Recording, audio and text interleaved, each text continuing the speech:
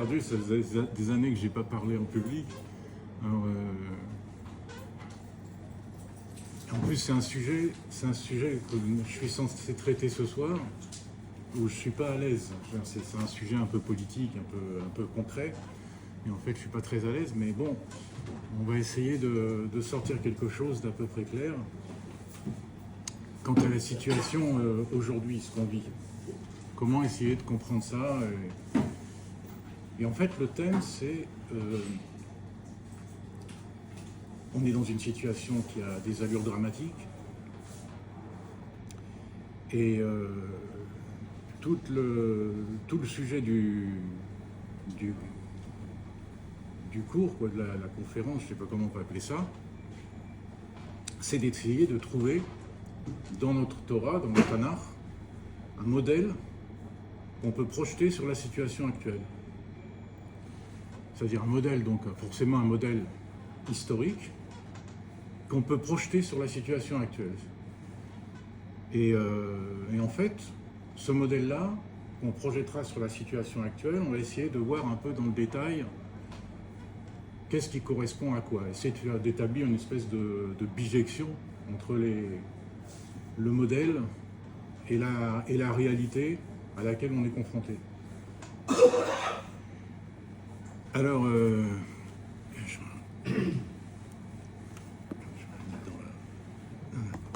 Caché dans la veste. c'est du sod. Ouais. Alors, donc, voilà, donc on se trouve tous en Eretz Israël. Et en Eretz Israël, évidemment, il y a un rôle très particulier, le peuple juif a un rôle très particulier. Tout change par rapport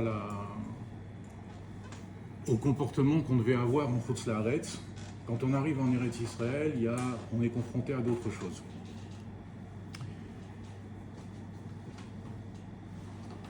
Et non seulement on est confronté à d'autres choses, c'est-à-dire en fait, je vais le dire sans l'expliquer, mais on passe d'une avodat à prat à une avodat à klal. C'est-à-dire on passe d'un travail sur soi individuel, essayer de s'améliorer individuellement, par un travail pnimi, profond, etc., de la tfila, etc., gmilut chassadim, tout ce qu'on connaît. Mais quand on arrive en Eretz Israël, et qu'on est un certain nombre en Eretz Israël, on est suffisamment nombreux sans être le rov, à ce moment-là, on a des mitzvot dites klaliot, des mitzvot dites générales, qui tombent sur nous, qui nous incombent.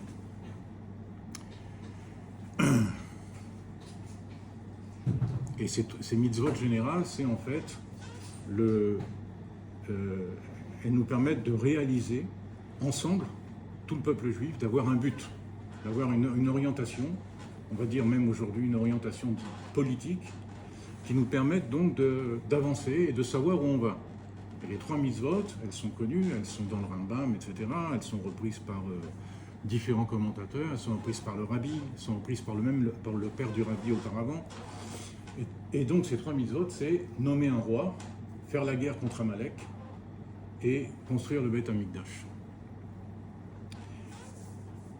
Maintenant, la difficulté, alors évidemment, ces choses-là sont, quand on les dit comme ça nous paraît très loin de la réalité qu'on est en train de vivre. C'est pas évident d'avaler de tels projets, surtout aujourd'hui, surtout avec l'ambiance dans laquelle on vit, avec le gouvernement qu'il y a, etc., les orientations politiques, les différentes discussions, disputes, etc., qu'il y a entre les factions, entre les tendances. Et pourtant, Al-Pi Torah, c'est ce qui nous incombe. Mais en plus, quand on arrive en Eretz Israël, il y a un phénomène très particulier, en dehors de passer du prat au klal, c'est-à-dire de la avoda particulier de l'individu à la avoda dite générale, où il faut que les individus se réunissent pour réaliser un projet général. Il y a aussi quelque chose d'autre qui se passe, c'est que comme on passe d'un paradigme à un autre, c'est-à-dire du particulier au général. Donc il y a une nécessité de changer de perspective. Il y a une nécessité profonde de changer complètement de perspective. C'est-à-dire la perspective au niveau de Torah qu'on avait dans Chutz La'aretz, ici, elle doit changer complètement. C'est-à-dire, sous-entendu, si on continue ici avec la perspective de Chutz La'aretz, en fait, on amène un comportement d'exil en Eretz Israël. Donc il faut changer. Maintenant, pour changer de perspective, c'est là où est tout le nœud du problème, on doit passer par ce qu'on appelle dans la Kabbalah un tzimtzum. C'est-à-dire que le tzimtzum, c'est un changement, c'est ce qui permet le changement de perspective. C'est-à-dire qu'on efface, c'est-à-dire on met de côté, on ravale au rang de secondaire la avoda de l'exil, enfin le comportement de l'exil, pour aller vers un comportement donc où le klal, l'ensemble, finalement, doit réaliser un but politique dans le sens où ça s'imprime dans la cité, ça s'imprime dans le réel.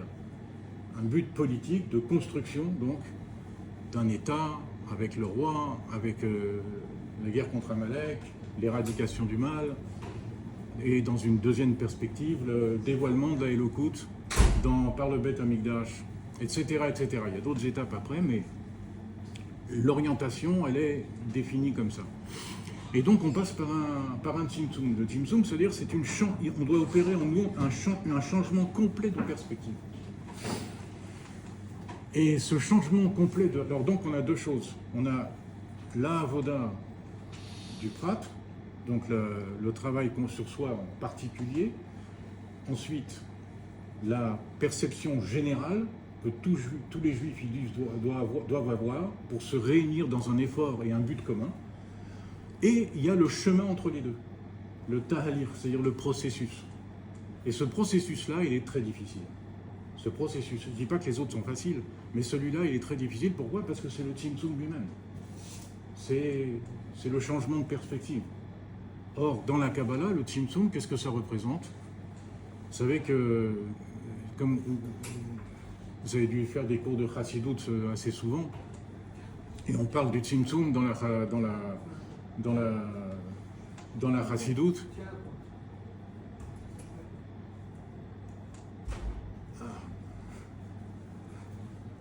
Bienvenue. Bonsoir.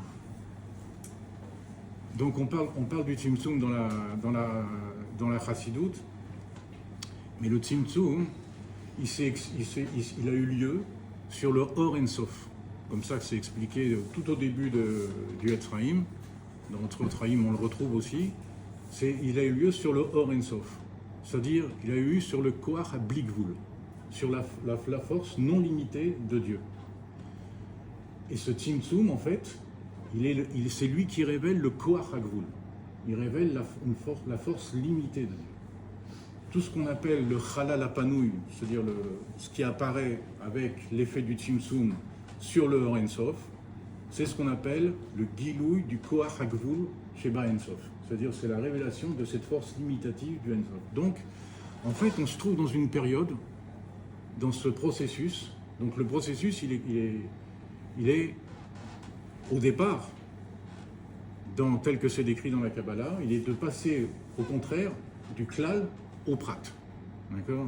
C'est-à-dire le monde créé, le halal, makom panouï, etc. et tout ça, tout ce qui est décrit dans la Kabbalah, c'est en fait le prat, d'accord, qui est issu, c'est le point particulier. Toute la création est un point particulier. Bara Elohim, au début, Bereshit Bara Elohim, l'expression Bara Elohim, c'est Gematria Prat. Ça veut dire que toute la création, en fait, n'est qu'un détail possible, mais réalisé, choisi pour être réalisé, du klal, de tout ce qu'il y a, de toute la potentialité infinie de Dieu. D'accord ? Donc en fait, quand le monde a été créé, finalement, on est dans un processus inverse, c'est-à-dire on est passé du point de vue de Dieu, du klal au prat. Et nous, quand on arrive en Eretz Israël, on doit passer du Prat au Klal. C'est-à-dire le Prat au Klal, ça veut dire révéler avec le Beth Amikdash, donc quand on est suffisamment avancé dans le processus, on doit révéler la Malchut de Dieu, la royauté de Dieu. C'est pour ça qu'on doit nommer un roi, etc. Bon, tout ça, c'est des sujets qu'on ne peut pas développer vraiment, mais en voilà dans quoi on est. Bon.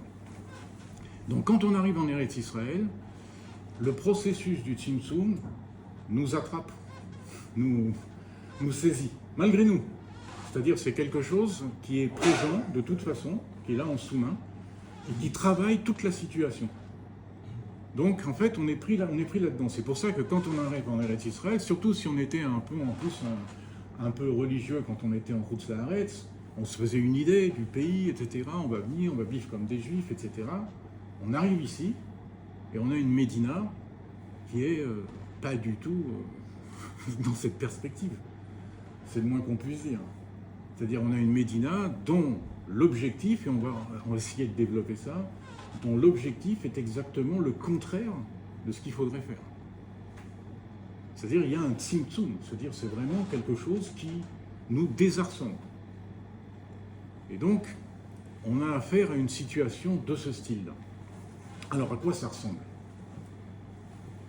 Si on va essayer de...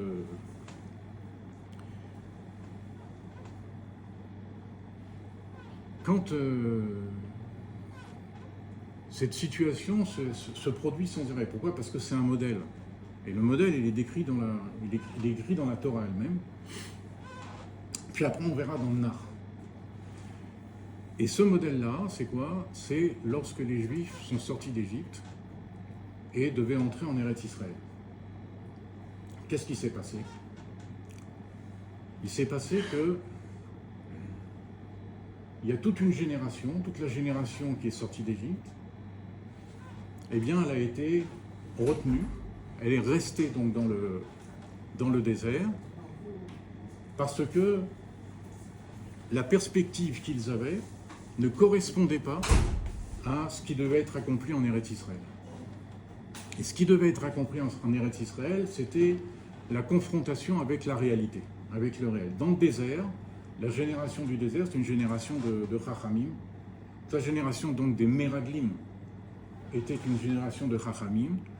Et c'est pour cette raison, en fait, profondément, qu'ils ne désiraient pas rentrer en Eretz Israël, parce qu'ils ne voulaient pas lâcher, donc, leur conscience très élargie des choses. Donc, ils sont restés, ils ont été empêchés par la force des choses d'entrer, par les événements et la force des choses d'entrer en Eretz Israël. Et ceux qui sont restés en Eretz Israël sont donc rentrés sans eux. C'est-à-dire qu'il y a eu, dans le peuple juif, une dichotomie, une séparation entre une conscience élargie et une conscience très terre-à-terre, qui était nécessaire pour entrer en Eretz Israël et conquérir Eretz Israël.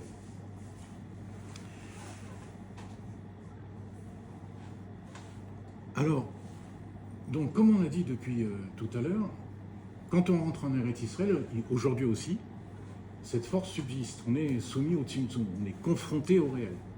Et le réel, c'est quoi? C'est que la Médina, c'est-à-dire ceux qui ont remis d'aplomb, qui ont permis le retour du peuple juif sur sa terre, sont des gens qui ne marchent pas selon la Torah. Du tout. Même qui vont à l'encontre, qui s'opposent, qui poursuivent même ceux qui ont une perspective un peu trop dite messianique. Donc c'est vraiment, on est dans une phase de Tzimtzum. C'est-à-dire on est dans une phase où on est désarçonné, on perd nos repères précédents sans véritablement savoir où on doit aller, parce qu'ils nous imposent des choses. C'est pas facile. Même si on développe soi-même un certain niveau de conscience, on se rend compte qu'en fin de compte, pour le réaliser, il faut prendre le pouvoir en quelque sorte. On ne peut pas sans ça. C'est parce qu'il y a une opposition qui est très très forte. Une opposition qui souhaite et qui fait tout ce qui est en son pouvoir pour aller vers une idboléloute, vers une assimilation du peuple juif en Eretz Israël, d'être une nation comme les autres nations. Alors avec notre drapeau, avec notre machin, avec nos particularismes nationaliste, si on peut dire, entre guillemets, mais c'est une nation parmi d'autres nations. Il n'y a plus de mission divine. C'est fini. D'accord ? Donc ça, c'est très désarçonnant, c'est très, très, très difficile. Et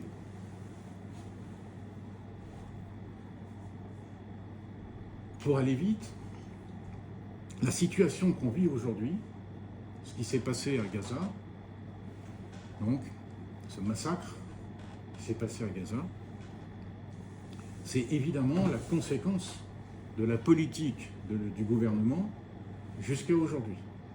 Politique qui est consciemment voulue par le gouvernement. Quand on s'est retiré quand le gouvernement a chassé les Juifs du Gush Katif, en réalité, qu'est-ce qui s'est passé? Les Juifs du Gush Katif, c'était qui? Majoritairement. C'était des Juifs qui avaient une conscience de Torah. C'était de la tendance en général c'était des héritiers, en vérité, de différentes tendances, mais des héritiers globalement du Rav Kook. C'est-à-dire, c'est eux qui, ce qu'on appelle les mitnachalim d'une manière générale, c'est eux qui, en fait, occupaient le terrain et qui étaient dévoués à occuper le terrain et à être une barrière et un garde-fou pour tout l'ensemble du peuple juif, pour la sécurité de l'ensemble du peuple juif. Et cette sécurité, elle a été donc éliminée par le gouvernement de l'époque en 2005. Voilà, je ne voulais pas citer son nom, mais malheureusement, on est obligé de le dire. C'est ça. C'est-à-dire, malgré qu'il ait été un soldat extraordinaire, néanmoins, politiquement, eh bien, c'est catastrophique parce que ce qui est arrivé à Simchat Torah, c'est directement la conséquence de ce genre de vision et de ce genre de politique. Alors, qu'est-ce qui s'est passé?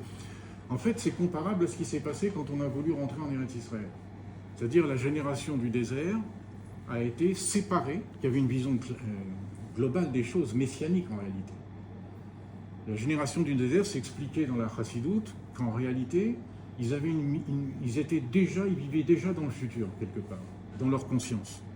Donc ils n'avaient pas besoin, en réalité, de passer par tout ce qu'on appelle les birourim. Parce que tout ce qu'on appelle le fait de raffiner la réalité. Et ça, c'était une partie du peuple juif qui n'avait pas cette conscience-là. Donc il y a eu une séparation. Et donc on a séparé une conscience avancée d'une conscience basse, d'une conscience qui est basse mais nécessaire. Parce qu'il ne faut pas oublier que même si dans nos paroles, on est amené à discuter et même à critiquer certaines choses et certaines tendances dans le peuple juif, il ne faut pas oublier que En Od Milvado, en arrière-plan. Tout ça, ça s'inscrit dans En Od Milvado. C'est-à-dire qu'en réalité, il y a un Tov dans toute chose. Et donc, pour en revenir au Gush Katif, qu'est-ce qui s'est passé? Il s'est passé quelque chose comme à l'époque d'entrer en Eretz Israël, c'est-à-dire qu'on a enlevé ceux qui avaient une conscience de Torah et même, dans une certaine mesure, messianique, ou en tout cas une conscience de Torah qui permettait d'envisager, au moins de nommer un roi, pas forcément le roi Mashiach, mais de nommer un roi, c'est-à-dire sur le modèle du Nach, de notre tradition. Et ces gens-là, donc, on a vidé le Gush Katif, on a vidé donc les Kélim de son or, c'est-à-dire en termes, on a provoqué une Shvirat HaKelim, c'est-à-dire on a enlevé le or des Kélim, c'est-à-dire on a enlevé les Juifs de leur maison, on a laissé donc les choses vides, un cli vide dans cet endroit-là, et évidemment, le résultat, c'est que les clipotes, c'est-à-dire les forces du mal, ont redoublé, se sont renforcées, et jusqu'à ce que ça arrive, ce qui se passe aujourd'hui. Donc on a un même phénomène qui s'est produit, c'est-à-dire une séparation de la conscience du réel.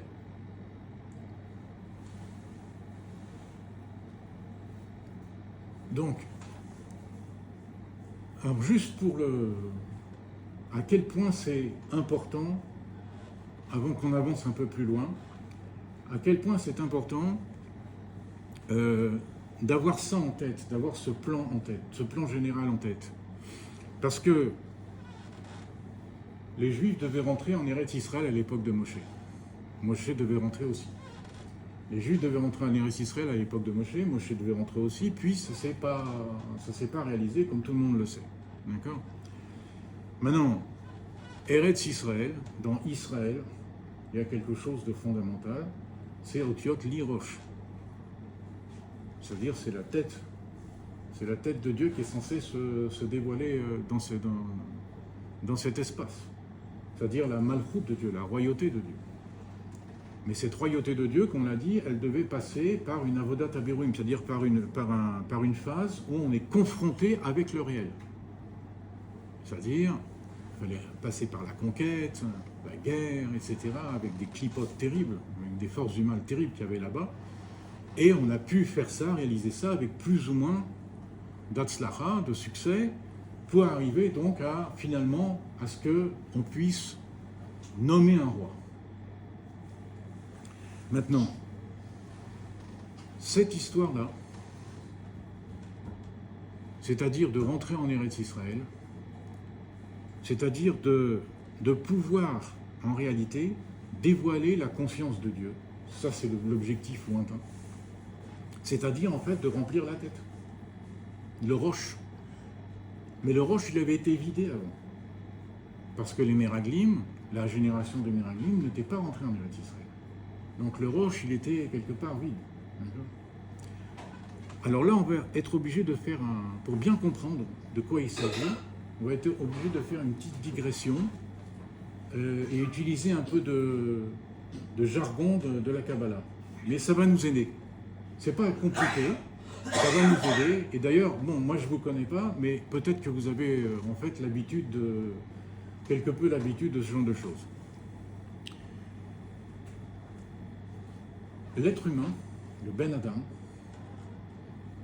lui-même, il est fondé, c'est-à-dire toute sa structure, en tant que Ben Adam, elle reflète une structure d'en haut, c'est-à-dire une structure dite spirituelle. L'Adam Arishon, quand il a été créé, il reflète la structure qui l'a créé. Nous ressemblons à nos parents. Nous avons des gènes de nos parents, des comportements qu'on hérite de nos parents. Et le Adam Arishon, quand il a été créé, donc il n'avait pas de parents charnels, physiques, mais il avait des parents spirituels. Il a été engendré à partir d'une forme spirituelle, qu'on appelle, on va aller très vite, évidemment, parce que ce n'est pas le but de rentrer dans le détail, qu'on appelle Partsouf Zahir Anpi. C'est-à-dire, c'est une structure dans les Olamot. Chaque monde est formé de 5 Partsoufim généraux. Arich Anpin, Abba, Ima, Zahir Anpin, qui nous intéresse ici, et Malchut. D'accord ? Et le Ben Adam, il est sur le modèle du Zahir Anpin, mais pas seulement, il est aussi, bon, je le dis comme ça, mais il est couplé avec Arich Anpin, avec le premier. Mais ce qui va nous intéresser, c'est que le Ben Adam, il a une conscience. Après la faute d'Adam Arishon, la conscience est aussi passée du klal au prat, c'est-à-dire du général, la conscience d'Adam Arishon. Vous voyez, Misof haolam be'at sofo, c'était une conscience vous voyez, d'un bout à l'autre des mondes, pas du monde, mais des mondes, spirituels, y compris jusqu'au monde matériel. Et avec la faute, donc, qu'est-ce qui se passe ? Dans le troisième récit de la création dans Bereshit, donc on voit qu'on dénombre les générations. On commence à mentionner les générations depuis Adam, etc. D'accord ? C'est-à-dire qu'en fin de compte, qu'est-ce que ça veut dire ?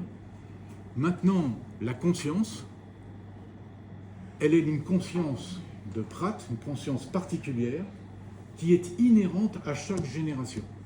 C'est-à-dire que la conscience d'Adam Arishon, en quelque sorte, s'est subdivisée et n'arrête pas de se subdiviser au fur et à mesure des générations. C'est pour ça que, dans le troisième récit de la création, finalement, la Torah nous énumère les Dorot. Chaque Dor, une génération après l'autre. Et chaque génération a une conscience, c'est-à-dire une approche du monde, une vision des choses qui lui est particulière. Et ça va donc en évoluant. Maintenant, nous, dans notre vie, nous avons aussi une conscience. Mais, quand il faut se préparer à passer d'une conscience particulière à une conscience générale pour un individu, donc c'est une révolution.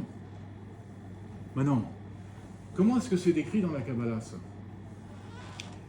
Le Partsouf Zeir Anpin, dont on est issu, d'accord, il reçoit, en fait, on va dire grosso modo, sa conscience du Partsouf qui est au-dessus. Quel est le Partsouf qui est au-dessus? La structure spirituelle qui est au-dessus, c'est Ima. Ima, ça correspond en réalité à tout ce qui est tout ce qui est sechel, tout ce qui est intellectuel.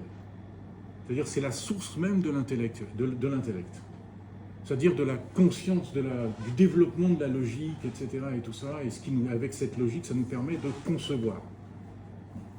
Maintenant, comment ça a lieu? Chaque partsouf, il est divisé en 10 séphirotes. Donc on a Ima qui a 10 séphirotes et le Zeir Anpin qui a 10 séphirotes. Ces 10 séphirotes, elles sont elles-mêmes divisées en groupes de 3. Chabad, si vous connaissez, je pense que vous connaissez. Chagat, Nahi. D'accord? C'est-à-dire les sphirotes intellectuelles, Chabad, les sphirotes émotionnelles, Chagat, et les sphirotes d'action, de réalisation qui sont Nahi. Maintenant, quand le Zeir Anpin, quand le Adam, il a besoin de changer de conscience, à ce moment-là, qu'est-ce qui se passe?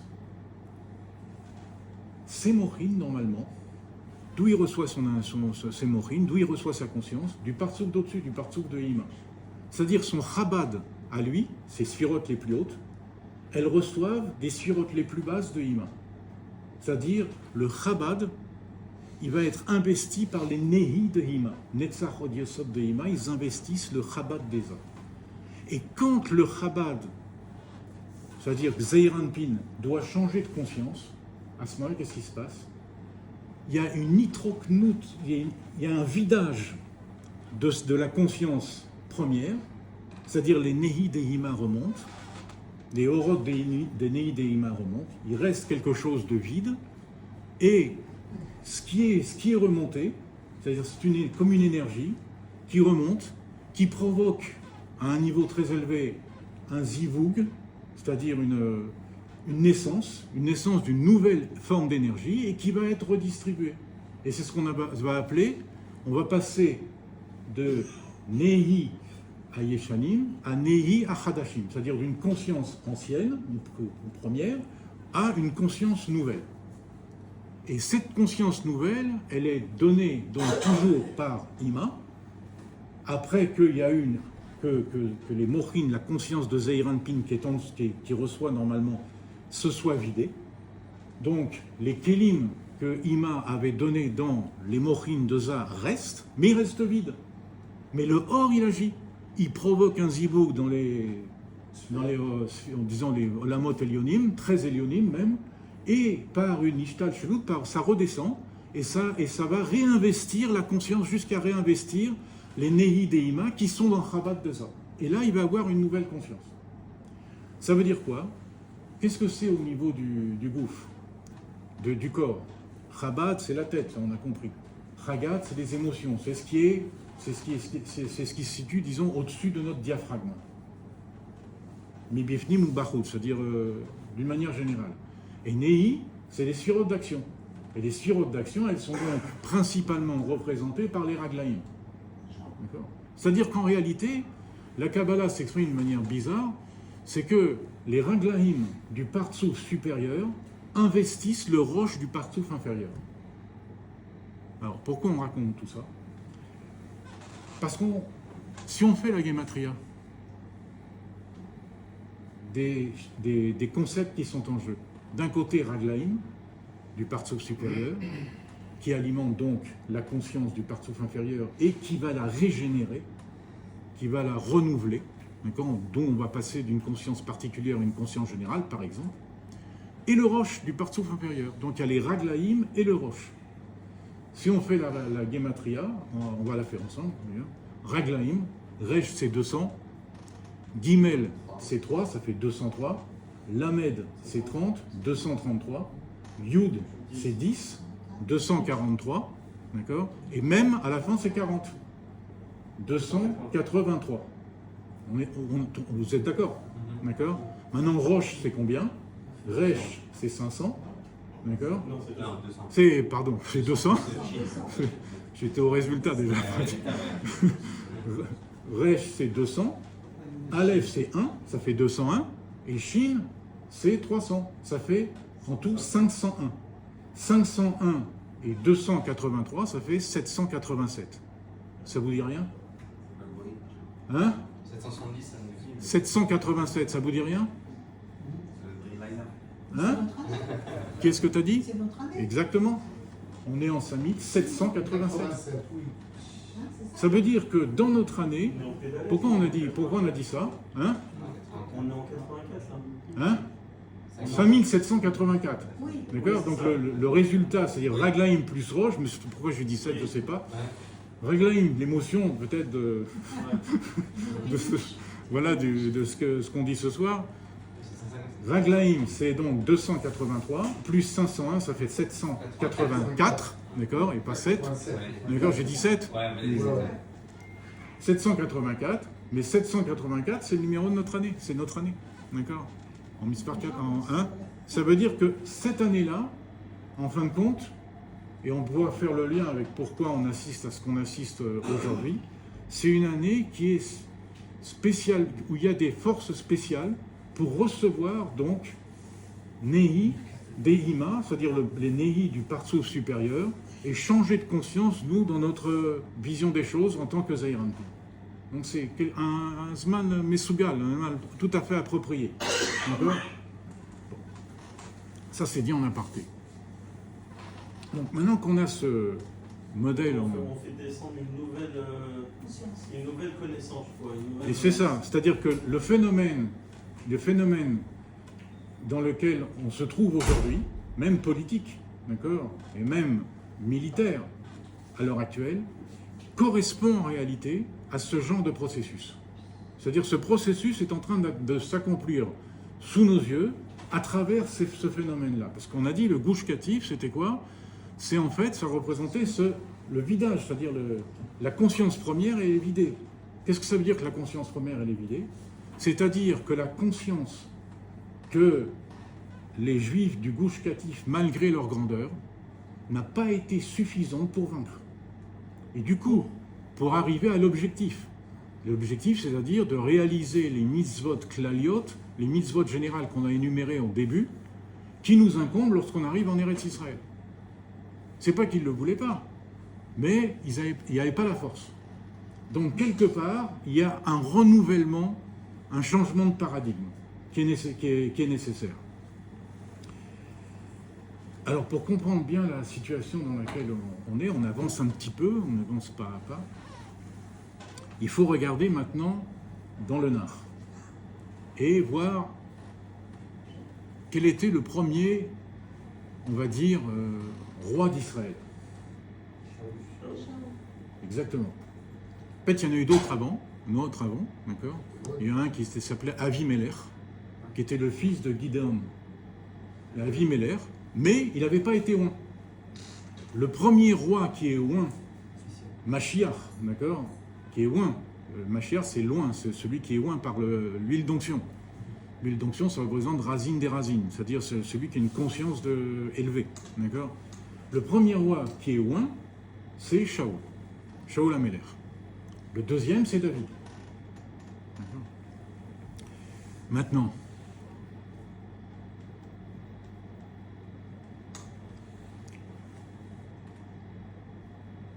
Shaoul Amelech, lui-même, sa royauté, comme vous le savez, en fait, il l'a perdue en deux étapes. Première étape, le prophète Shmuel, qui l'a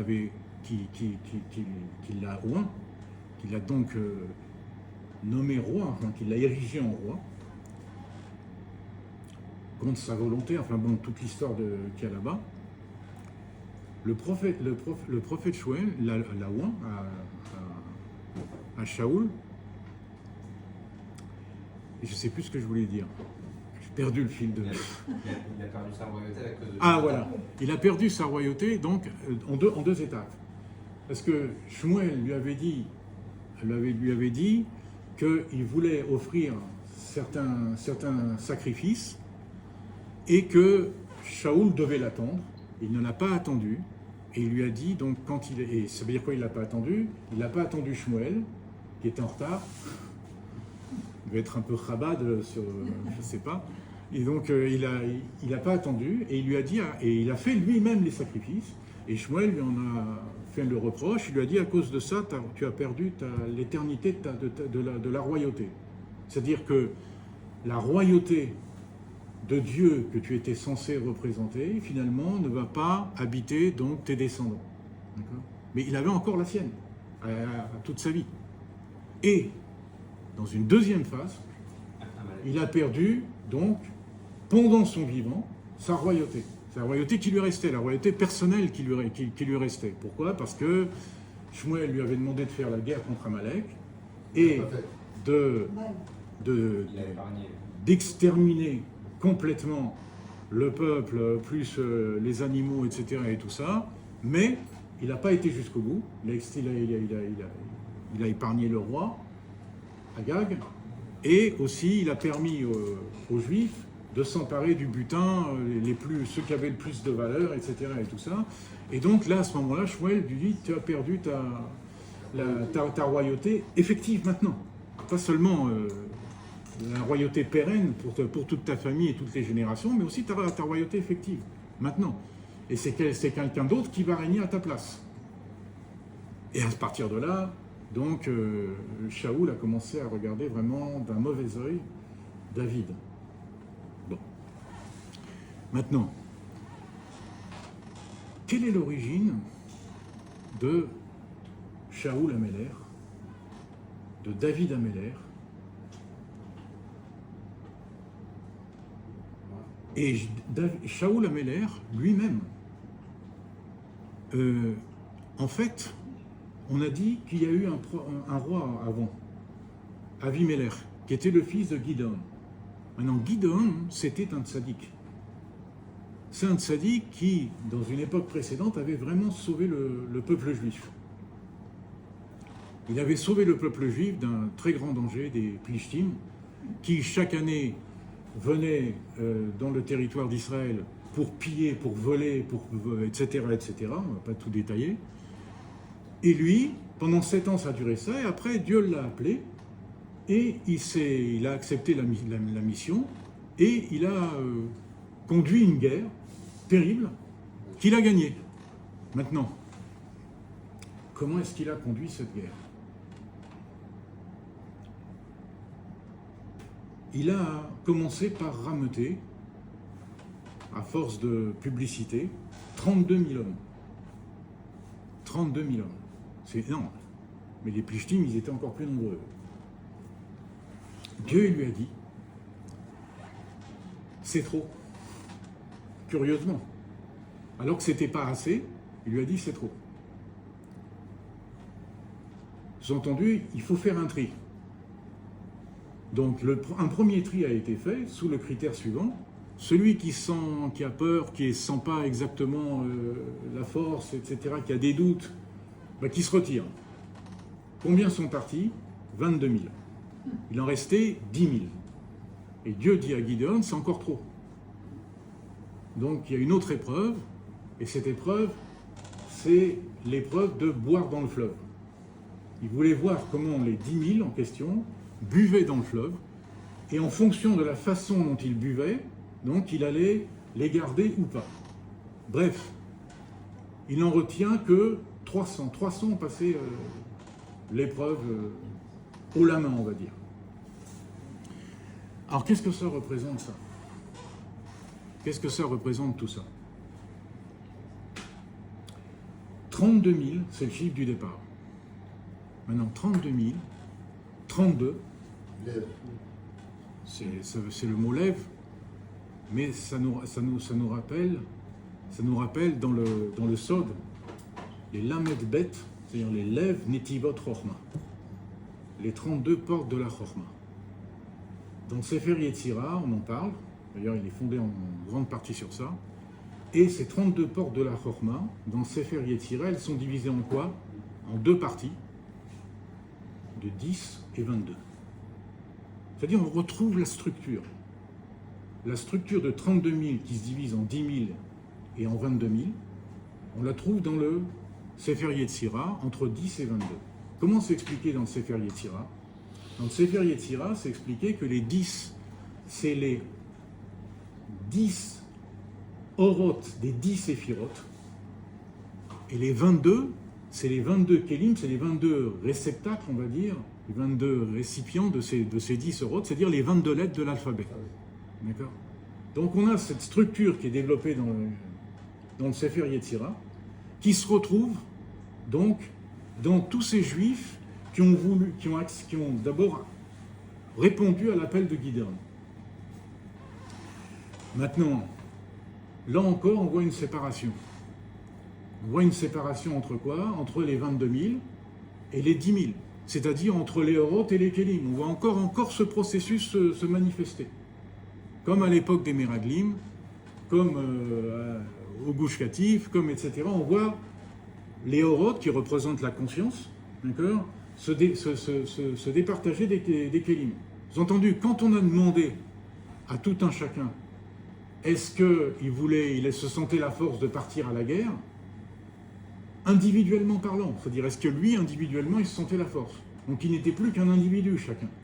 Ceux qui, en tant qu'individu, étaient des orotes, on dit oui, nous, on y va. Pourquoi? Parce que leur conscience était puissante. Mais ceux qui, en tant qu'individus, étaient des kélim, ils n'avaient pas la puissance de ça. Ils ont dit non, on a peur, on préfère se retirer. Maintenant, sur les 10 000, il y a quand même 9 700 qui ont été écartés, avec une épreuve très différente. La première épreuve, c'est une épreuve consciente. Est-ce que vous sentez capable d'affronter les dangers de la guerre? Est-ce que vous êtes capable de sortir en armes et de risquer votre vie, etc., etc. Et je dis non, on a peur. C'était conscient. La deuxième épreuve, c'est pas du tout ça. On leur a dit, bon, ben, on va aller boire dans le fleuve. Ça veut dire aller boire dans le fleuve. Bon, on a été boire dans le fleuve. Et la façon dont ils ont bu, s'ils s'agenouillaient ou s'ils buvaient dans leurs mains en restant debout, eh bien, ça entraînait une séparation. Ceux qui restaient debout restaient donc avec Gideon pour faire la guerre. Ils n'ont été que 300 comme ça. Et ceux qui se sont agenouillés, eh bien, ils ont été écartés. Pourquoi? Parce que, à cette époque-là, on a dit que Gideon, il a été suscité par Dieu. Dieu est allé le chercher en quelque sorte, parce qu'il y avait une persécution des Plishtim. Et pourquoi il y avait une persécution des Plishtim? Parce que les Juifs se donnaient en quelque sorte à Avodah Zara, c'est-à-dire à l'esprit de leur temps. Comme nous, par exemple, dans notre époque, l'esprit du temps, c'est qui envahit tout et qui donne cette perspective que donne la Médina à l'heure actuelle, c'est l'humanisme, qui est issu donc des mouvements révolutionnaires d'Europe centrale, etc. Et tout ça, ce qu'on appelle le gauchisme en général. Et cet humanisme-là nous entache, il nous fait perdre nos forces. Et à l'époque, il n'y avait pas évidemment ce genre de philosophie, mais il y avait autre chose. Il y avait ce qu'on appelle la Avodah Zara. Quel dieu il servait? Baal. C'était l'esprit du temps. Quand les gens se sentaient en état de faiblesse, ils allaient servir ce dieu. Et ils abandonnaient la Torah. Ou alors ils ne l'abandonnaient pas complètement, mais en partie, etc. Comme on voit aujourd'hui. Tout le monde n'est pas forcément complètement investi dans l'humanisme, mais il y a une compromission, il y a un amalgame, et ce qui fait que ça affaiblit en général d'une manière générale tout le peuple. Et en fait, pour servir ce Dieu-là, il fallait se prosterner. Et donc, ceux qui se sont prosternés, ceux qui se sont baissés, qui se sont agenouillés pour boire, pour laper l'eau on les appelle un melakekim, c'est-à-dire ceux qui lapent. Comment ils lapent? Est-ce qu'ils lapent en s'agenouillant ou est-ce qu'ils lapent en restant debout? Ceux qui ont lapé en s'agenouillant, sans savoir quelle épreuve ils passaient. En vérité, ça dénotait que ces gens-là, malgré eux, ou consciemment, mais même malgré eux, en vérité, ils avaient adhéré à Baal. Ils avaient adhéré à Baal.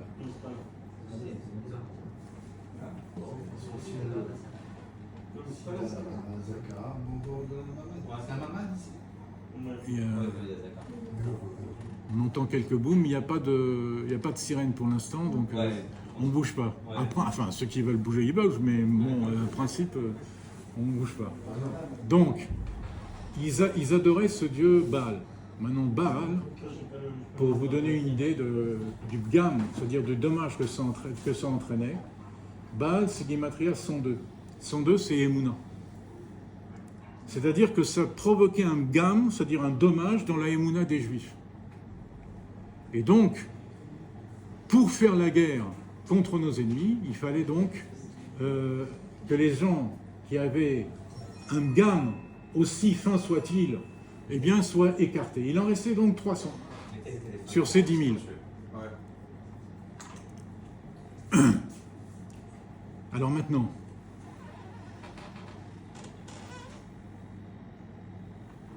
ces 300-là, d'accord, parmi les 10 000, maintenant si on réduit au Sefer Yetzira ces 3-là parmi les 10, c'est-à-dire ces 3 parmi les 10 séphirotes, d'accord, qu'est-ce qu'ils représentent?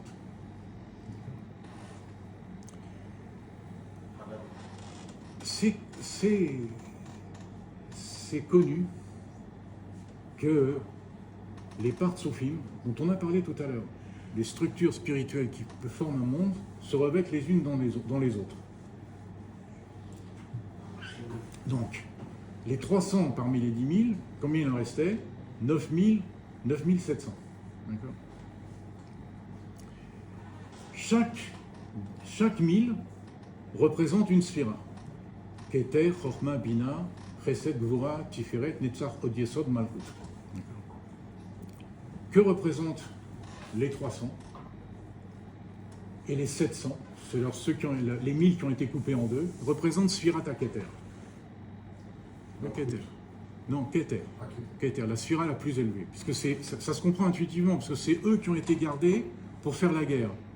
Tous les autres qui appartiennent aux sphirotes de Chochma jusqu'à Malchut, plus les 7 sphirotes inférieures de Keter, ont été écartés. Qu'est-ce que font les 7 sphirotes de Keter? Les 7 sphirotes de Keter, dans la description des Partsoufim dans la Kabbalah, elles investissent les 9 autres, de Chochma jusqu'à Malchut. Donc elles sont impliquées, imbriquées dans le problème, entre guillemets, qu'il y avait dans toutes ces séphirotes. Dans la deuxième épreuve, dans l'épreuve des Melakekim, ceux qui lapent.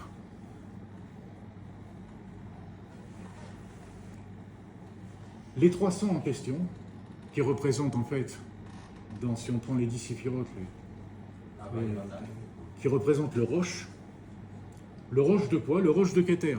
Comment s'appelle le roche de Keter? Recha de Lo Yada Velo Itiada. C'est-à-dire, ça s'appelle comme ça dans la Kabbalah, encore d'autres noms, mais grosso modo, ça représente la Emouna. C'est le point non touché du peuple juif. D'accord? Et c'est ça qui est resté avec Gideon. Et Dieu a dit, et pourquoi Dieu a voulu tout ça au départ? Dieu a voulu tout ça au départ parce qu'il a dit ouvertement, c'est marqué dans les psukim, dans le pshat, il a dit, ils sont trop nombreux, et comme moi je vous soutiens pour vous faire gagner la guerre, comme vous allez la gagner, vous allez croire que c'est votre force qui a vaincu. Mais par contre, si vous gagnez la guerre avec un très petit peu nombre par rapport à une myriade d'armées étrangères, vous allez être obligé de concevoir que c'est un miracle. D'accord? Et que c'est Dieu qui fait. Donc, ils ont gagné la guerre avec le roche du Sfirat HaKeter. D'accord? C'est-à-dire ce qui n'était pas touché, ceux qui n'étaient pas touchés dans leur Emouna. D'accord? Alors qu'est-ce que ça veut dire aujourd'hui? Qu'est-ce que ça veut dire aujourd'hui?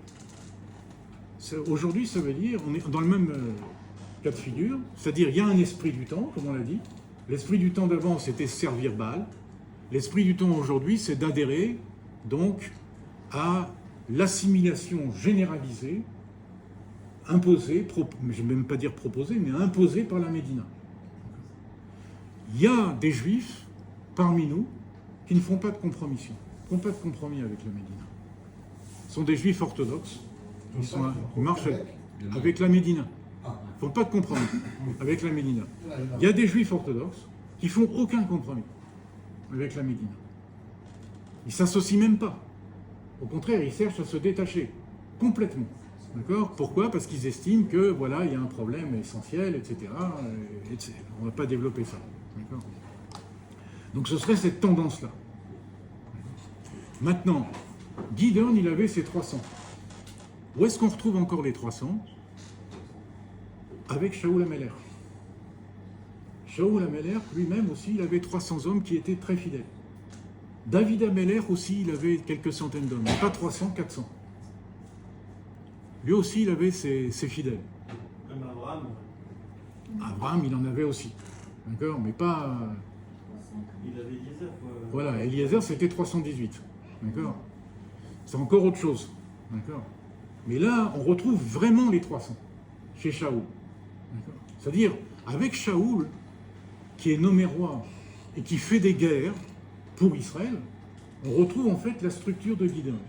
Sauf que, quand Gideon a gagné la guerre, complètement, on lui a dit, deviens notre roi, règne sur nous.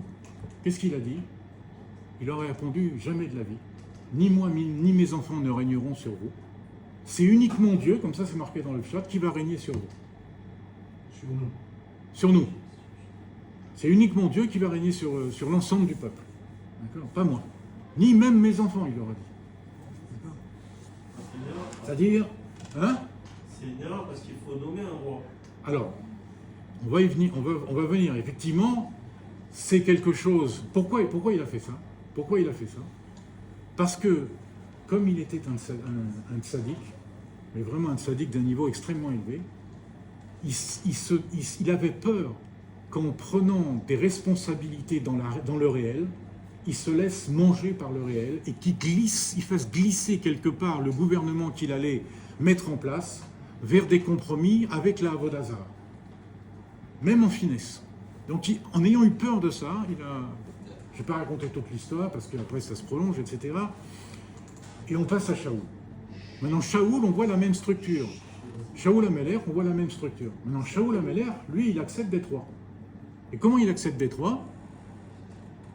Les Juifs de l'époque, qui en ont marre de leur situation, ils disent, on voudrait avoir un roi Kechol HaGoïm, comme toutes les nations. Et Shaoul, finalement, accepte cette mission d'être roi Kechol HaGoïm. C'est-à-dire Shaoul a toujours été, malgré son attitude envers David, extrêmement respecté par David HaMelech. David HaMelech ne voulait pas que Shaoul soit tué. Il voulait pas, même s'il avait l'occasion, et il a eu, dans un épisode qui est dans une grotte, etc., il s'est retrouvé avec lui, et au contraire, là, on a l'impression, d'un seul coup, ils se sont parlé comme s'ils s'aimaient vraiment, quoi. Tout oublié. C'est tout le monde, toute la réalité qui vivait était totalement oubliée. Incroyable. Et David HaMelech mettait un point d'honneur à ce qu'on ne tue pas Shaoul, qu'on ne lui fasse pas du mal dans le sens de le tuer, etc., parce qu'il était loin de Dieu. Et ça, c'était quelque chose de très précieux. Maintenant, Shaoul HaMelech qui a accepté cette mission, d'accord, en acceptant cette mission, il a accepté d'être roi et donc de mettre en place une Médina.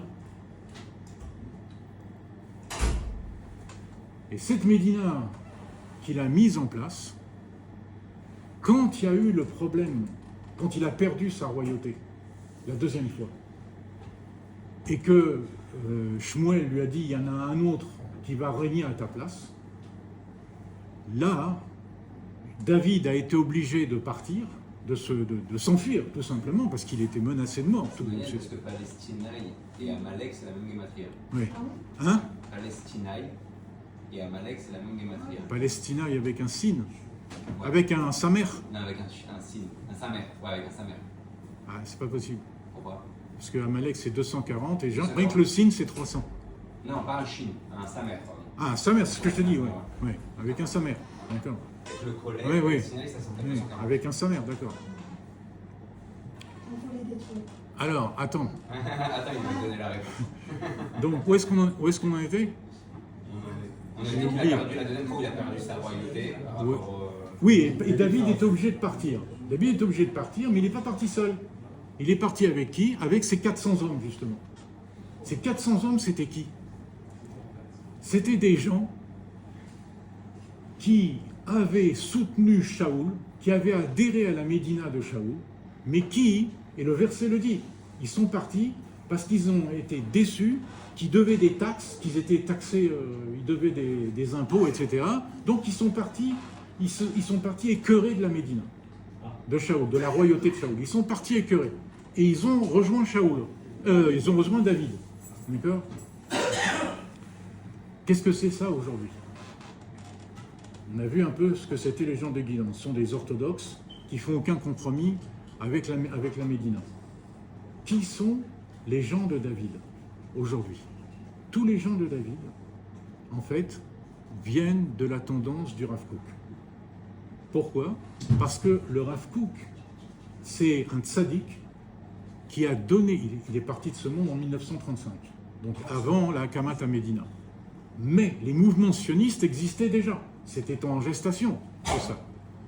Et lui, voyant dans les mouvements sionistes une manifestation des prémices de la Géoula, bien qu'il savait très bien, il n'était pas naïf, il savait très bien que les mouvements sionistes, la plupart, n'étaient pas du tout religieux, même anti-Torah. Il a quand même donné son Ishour. Et ses élèves ont continué. Et c'est pour ça que toutes les tendances du Rav Kook servent dans l'armée, essaient de devenir officiers, etc. Il y a un pacte avec la Médina existante. Et au moment du Girouche de Gush Katif, au moment où ils étaient envoyés de Gush Katif, ça leur a mis un coup. Ça leur a mis un grand coup. C'est une déception. Pourquoi? Parce que voilà, on était alliés avec eux. Eux, ils pensaient que ça allait s'améliorer en s'alliant avec eux. Et finalement, qu'est-ce qu'ils ont vu? Non seulement ça ne s'est pas amélioré, mais ça s'est même retourné contre eux. Donc globalement, ils sont, mais Orzab se dit, ils sont vraiment déçus, quoi. Ils sont vraiment écœurés. Et du coup, à l'époque, ils se sont tournés vers David. Maintenant, quelle est la différence essentielle? Donc ça peut parler de ceux qui sont avec Shaoul. Ceux qui sont avec David. Les 400 qui sont avec David. Ah, les 400 qui sont avec Et David. les 400 qui sont avec David viennent de gens qui étaient alliés avec Shaoul, comme aujourd'hui, toutes les tendances de Rav Kook se sont alliées avec la Médina, et ils ont reçu malheureusement un grand coup sur la tête au moment de Gush Katif. Ça ressemble comme à Shaoul, non? Ça ressemble comme à l'époque de Shaoul et David. Ok. D'accord? Donc c'est tous ces Vraiment, gens-là, chez David. on espère les voir basculer chez David. Pourquoi? Parce que quelle est la différence essentielle entre Shaoul et David? Shaoul est considéré comme un tzaddik, lui aussi comme Gideon. D'accord? Sauf qu'à la différence de Gideon, qui ne faisait pas de compromis, qui a même refusé la Mloucha, qui a refusé la royauté, lui, il l'a accepté. Et en l'acceptant, on a vu qu'il a réussi à décevoir un certain nombre de personnes, et en même temps, non seulement de décevoir en même temps un certain nombre de personnes, mais d'entrer en lutte contre David. Mais David, c'est quoi? Shaoul avait déjà, à ce moment-là, perdu sa royauté pérenne pour toutes ces générations à venir. C'est-à-dire qu'en s'opposant, en prenant en grippe David, en fait, il s'opposait inconsciemment à celui qui était détenteur du messianisme juif, qui allait donc, en étant nommé roi, pérenniser la manifestation de la malchoute de Dieu même si c'était d'une manière plus ou moins voilée au cours des âges, jusqu'à aujourd'hui, jusqu'à ce que Mashiach se dévoile, pérenniser la malchoute de Dieu jusqu'à aujourd'hui. Et la différence essentielle qu'il y a entre Shaoul et David, c'est que Shaoul est un tzaddik et David représente le Baal Teshuvah. David, il disait Khatati, j'ai fauté devant Dieu. D'accord? À chaque fois, il disait Khatati. Il était capable, donc il était capable de fauter et en même temps de faire Teshuvah, de reconnaître ses fautes, c'est là le plus important. Il était modé, il reconnaissait ses fautes, il faisait Teshuvah. Shaoul, j'étais tzaddik, quand il commettait des erreurs, il ne les reconnaissait pas. Non seulement il ne les reconnaissait pas, mais il passait son temps à se justifier. En disant, si j'ai fait ça, c'est parce que la situation m'a amené à faire ça, mais j'ai agi à le pitora. Il passait son temps donc à se justifier. Comment on peut le comparer avec nous maintenant? Alors, comment on peut le comparer avec nous maintenant? Dans la vie de Shaoul, donc, il y a cette première partie où il est roi et il gère son royaume, comme on l'a dit, comme un tzaddik. Mais pour bien comprendre de quel genre de tzaddik il s'agit, on est obligé de revenir à la Kabbalah. Pourquoi? Parce que Shaoul, son origine, c'est d'être un tzaddik du Olam HaTohu, pas du Olam HaTikun. Où on voit ça? On voit ça dans la Torah. Quand les 7 rois d'Édom sont énumérés, le 6e, qui correspond à la Sphira d'Yesod, il s'appelle Shaoul Mirechovot Anahar. Shaoul Mirechovot Anahar. Shaoul. Et le Etzraïm nous dit explicitement que l'origine du roi Shaoul, c'est ça. C'est ce roi de Tohu. Donc on voit ici qu'on peut être tzaddik. On ne s'attendait pas à ça. Le Olam HaTohu, c'est le lame apparemment du balagan, du Tohu, quoi, du chaos. D'accord? Mais on peut être tzaddik de Tohu. Qu'est-ce que ça veut dire tzaddik de Tohu? C'est-à-dire que, et ça explique pourquoi Shaoul passait son temps à se justifier. Pourquoi? Parce que c'est quoi l'esprit de Tohu? L'esprit de Tohu sont des rois. D'accord? On appelle ça c'est tous des rois. Les Melachim de Tohu, les rois de Tohu. Qu'est-ce qui passait? Ana Emloch, moi je vais régner. Moi seul je vais régner. Sous-entendu, moi, avec ce que j'ai compris, je suis sûr et certain que tout ce que j'ai compris, c'est le Emet Lehamito.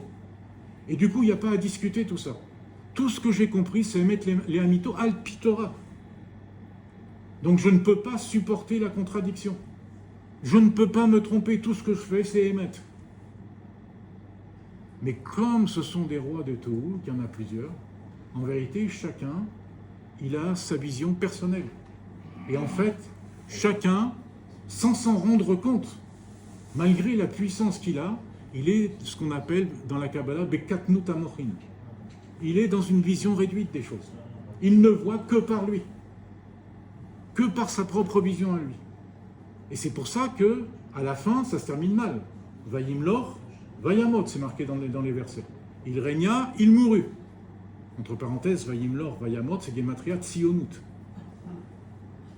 C'est-à-dire, on voit bien que les gouvernements successifs d'Israël, Vayimlor, Vayamot, même ils font même pas leur temps. Ils tombent avant de faire leur temps. Par la suite, on verra aussi une Gematria positive de Tzionut, parce qu'il y a une Tzionut de Tikkun. D'accord? Mais il n'y a pas qu'une Tzionut de Tohu, il y a une Tzionut de Tohu. Et donc, en fait, Shaoul HaMelech, il vient de ce monde-là, c'est-à-dire il vient de cet esprit-là. Et c'est pour ça qu'il passait son temps à se justifier, il ne pouvait pas être remis en cause.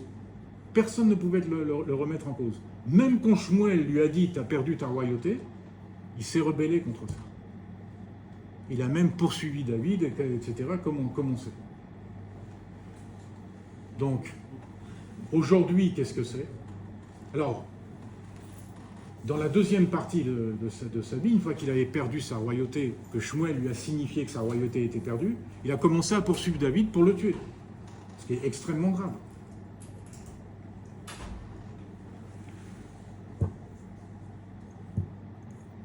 Donc, en fait, quand il a poursuivi David pour le tuer, il a glissé du statut de tzaddik au statut de rachat. Il a glissé. Il était encore tzaddik après, avant de faire cette action-là? Avant de faire cette action, il était tzaddik. D'accord ? Un tzaddik qui passe son temps à se justifier, Un tzaddik quand même. mais un tzaddik quand même, un tzaddik de Tohu. C'est-à-dire avec une vision réduite du Hémet. Il pensait que tout ce qu'il comprenait, c'était le Hémet. C'est-à-dire c'était valable pour tout le monde et pour toute la réalité. Mais en fait, les rois de Tohu ne durent pas. À chaque fois, chacun se heurte justement au réel. Et c'est pour ça qu'il meurt. Et d'ailleurs, Shaoul est mort comme ça. Parce qu'en poursuivant David, et en fait, il donnait des forces aux clipotes. Lui qui gagnait toujours ses guerres auparavant, quand il a fini par faire une guerre aux Philistines, aux Plishtim, finalement ils l'ont vaincu et il a été obligé de se suicider pour ne pas tomber entre leurs mains. Donc il est mort. Vayimlor, Vayamot. C'est une shvira. Un suicide, c'est pas une mort naturelle, c'est une shvira. D'accord ? C'est quelque chose de violent. D'accord ? Donc ça veut dire, là, on voit sa racine de Tohu encore se manifester. Et donc, dans la deuxième partie, il glisse vers le rachat. Et aujourd'hui, c'est quoi ? C'est toute la Médina, toute la structure de la Médina. Toute la structure de la Médina, c'est des Neshamot qui ont l'esprit de Shaoul, mais Shaoul rachat, pas de Shaoul tzaddik. Ce que je fais, j'ai raison. C'est pour ça, ils ne se remettent pas en question. Même avec ce qui se passe actuellement, ils ne se remettent pas en question. Hein ? Disons, on parlera après. On en parlera après, et c'est pas moi, et c'est lui, et je ne sais pas pourquoi c'est arrivé, et on n'aura pas encore donné assez de camions d'alimentation, on n'aura pas donné encore assez de pognon, etc., etc. Mais la politique même qu'ils ont eue, c'est-à-dire de donner des forces aux clipotes, ça, non, c'est jamais remis en question. Et ça, c'est hérité de l'attitude de Shaoul. Mais eux, c'est un Shaoul rachat. C'est-à-dire, c'est encore pire. Donc à notre époque, on a quelque chose d'encore pire. Mais ça laisse place à David. Hein ? Mais ça laisse place à David. Alors, ce Shaoul rachat, qu'est-ce qu'il fait à l'heure actuelle ? Ben, il poursuit David. Il empêche David de se manifester. Par exemple, quand on a le maire de Tel Aviv qui dit c'est interdit de distribuer de faire mettre les tefilines sur le campus de l'université, c'est une lutte contre David. Parce que les Chabad, c'est quoi ? Chayale Bet David, rachetez-votre. Chabad, c'est Chayale Bet David. C'est pas un rachetez-votre superficiel. C'est le Rabbi Rachab qui a dit ça à son époque. C'est le Rabbi Rachab qui, en instaurant sa yeshiva de Tomret Mimim, c'est-à-dire en donnant un chidouche dans l'impulsion du judaïsme mondial, a dit que Chabad, c'était Chayale Bet David. Ça veut dire que l'esprit et on le voit chez Chabad, parce que chez Chabad, c'est quoi ? C'est le mouvement où il y a le plus de Baalei Teshuva. Comme David Ameler. David Ameler, c'est un Baal Teshuva. Il faut qu'il fait Teshuva. Il fait Teshuva. Donc aujourd'hui, on a un Shaoul qui est devenu rachat, qui s'est incarné dans des Réchaïm, qui fait quoi ? Qui mène la guerre, comme à l'époque, à David Ameler, c'est-à-dire à ceux qui ont l'esprit de David, ceux qui veulent remettre la royauté de David en place. Et d'une manière générale, à tous ceux qui sont des Bnei Torah.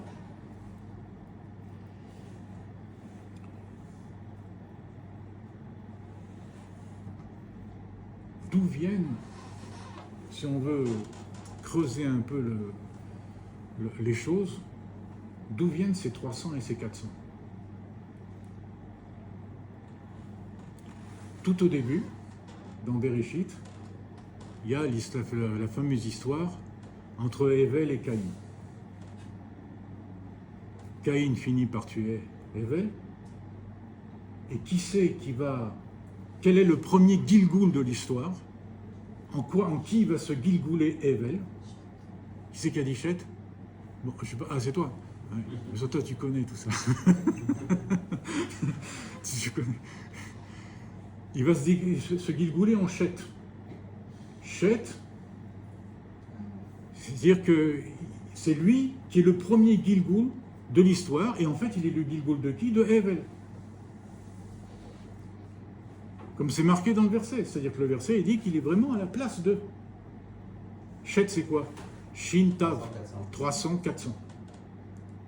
C'est-à-dire que ces Neshamot-là, de Shaoul et David, sont des Neshamot proches en réalité. C'est des Neshamot qui viennent de Chet, et donc de Hevel. Et donc aussi de Moshe Rabbeinu. Puisque Moshe Rabbeinu, c'est Rachetevot, Moshe, Chet, Hevel. C'est le Ré Akadosh qui nous apprend ça. C'est-à-dire, c'est tout ça, c'est pour ça que, on ne pourra pas finir ce soir, parce que ça va être trop long, mais je me rends compte, au fur et à mesure, il y a beaucoup de détails. Mais en fait, tout ça, c'est pour arriver à quoi? Cette opposition dramatique qu'il y a entre Shaoul et David, il va falloir la résoudre. Il va falloir arriver à une union, à reformer Chet du départ. Quelle est la différence entre Hevel et Chet? Principalement, c'est que Hevel, comme son nom l'indique, c'est du souffle, c'est du Rouhani. Il n'est pas dans le monde, il est dans les concepts, il est dans la pure conscience. Et quelque part, Caïn lui a dit, Caïn c'est quoi? C'est Milachon Kinyan, l'acquisition. Celui qui a un rapport direct avec le Maasé, avec la Metsiout. Et Caïn lui dit, qu'est-ce que tu viens empiéter, qu'est-ce que tu fais dans le monde finalement? Tu ne dois pas être là, toi tu es Hevel. Je vais te rendre service, je te tue, je te renvoie là où tu dois être, et laisse-moi le monde à moi. Laisse-moi réaliser le monde à moi. Les Neshamot de Caïn, il n'a pas disparu, Caïn il a vécu très longtemps. C'est même celui qui a vécu le plus longtemps, plus que Métouchélar, puisqu'il est mort dans le déluge. Il a vécu 1650 ans. Donc il a eu le temps de se reproduire, il a eu le temps d'avoir une descendance. Qui sait? Jusqu'après le déluge, il était vivant? Jusqu'avant le déluge. C'est-à-dire le déluge était après 1650, si je me rappelle bien de la date. D'accord? C'est Métouchélar qui est mort avant le déluge. Hein? Oui. Métouchélar, il est mort Avant. Mais Caïn, la Torah ne nous dit pas quand il est mort, explicitement. Mais les Midrashim, les sages nous disent qu'en fait il est mort au déluge. Mais le déluge, comme il a eu lieu à l'année 1650, de notre calendrier à nous, d'accord, ça veut dire qu'il a vécu 1650 ans en fait. D'accord. Donc c'est le plus vieux de tous, il a eu le temps d'essaimer. D'accord. Maintenant, selon ta question, qui c'est aujourd'hui les Neshamot de Caïn? Les Neshamot de Caïn, comme on l'a dit, Kinyan, c'est ceux qui ont un rapport direct et unique avec le réel. Hein? Ils savent? C'est un peu ça. Oui, bien sûr. Bien sûr, c'est les Neshamot qui ont un direct lien avec le réel. Mais comment on les repère? Les Neshamot qui ont... Pour eux, il n'y a que le réel. Ce qui existe, c'est ce qui est. Toutes les conjectures, etc. et tout ça, c'est pas réel, etc. Hein? Ils sont tout le temps proches de ceux qui sont spirituels. Ils sont? Tout le temps proches. Non, justement. Non, au contraire. Au contraire, ils sont à l'opposé.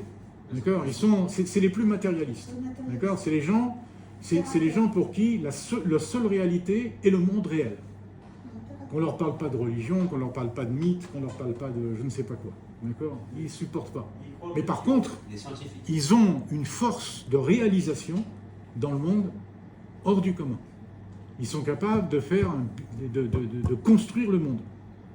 Comme c'est marqué au début dans la Torah, qui c'est qui construit le monde au début, les premières villes, etc. C'est les descendants de Caïn. D'accord? Et aujourd'hui, c'est qui? Dans la Médina. C'est qui dans le groupe? Dans la Médina, on a vu en général, c'est les Neshamot puisque c'est des rois, c'est comme des rois, ils diront, c'est les Neshamot de Shaoul. Mais dans les tendances politiques, c'est qui? Les gauchistes. Les gauchistes, c'est quoi? C'est des gens qui ne sont pas du tout religieux, comme tu dis, mais qui, en réalité, s'astreignent à construire le pays. On peut pas leur enlever. Ils ont construit le pays et ils continuent. Mais en même temps, ils détruisent aussi ce qui ne leur convient pas. Comme Caïn a détruit Abel. D'accord? Donc on retrouve ça aussi aujourd'hui. D'accord? Les chamottes de Abel, c'est-à-dire à travers Chet, d'accord? Et les chamottes de Caïn. Et là, ça s'affrontent aussi. D'accord? Et ce qu'il faut, c'est résoudre d'abord le problème entre les Neshamot de Chet lui-même, c'est-à-dire entre Shaoul, les 300 et les 400, c'est-à-dire entre Shaoul et David. Ça, c'est l'urgence du problème actuel.